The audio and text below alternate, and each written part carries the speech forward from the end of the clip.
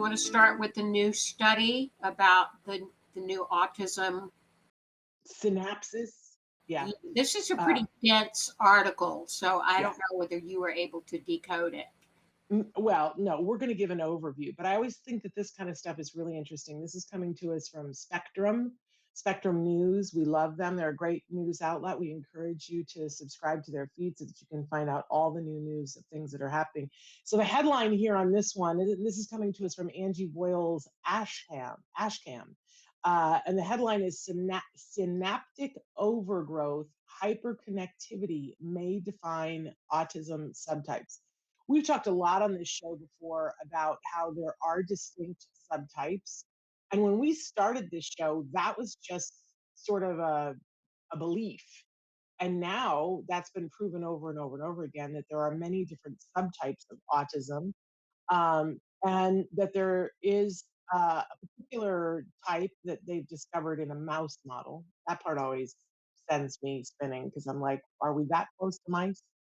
Uh, but in particular, a research group led by Alessandro Gozzi, who is the senior researcher at the Istituto Italiano di Tecnologica in Rovereto, Italy. And I just slaughtered that. Forgive me for all of you who speak Italian or live in Italy.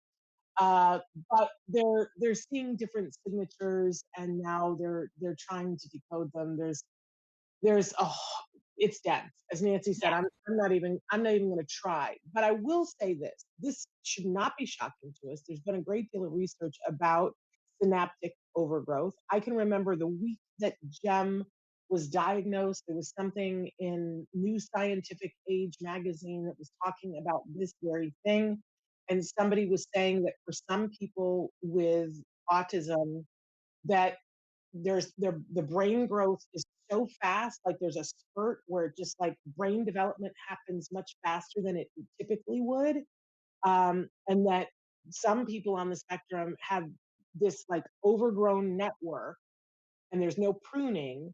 And what that leads to is that they have the equivalent of the analogy is they have long distance but no local service. Hmm. So they can pull up things that at an age when the rest of us couldn't possibly. But then there are other neural pathways that don't get connected because the brain was overgrowing. And that in a, I hate to say the term, but in the neurotypical brain or the typical development, right? That if something like that happens, the brain prunes it back. And that for whatever reason, with an autism brain, the pruning doesn't happen, and the growth is so rapid that some of the smaller connections don't have an opportunity to be made. So interesting stuff. If you're into this kind of thing, make sure that you read up on this, because I can tell you right now, Temple Grandin would absolutely love this. And if you're into brain science and brain chemistry, cool article in Spectrum. But moving right along.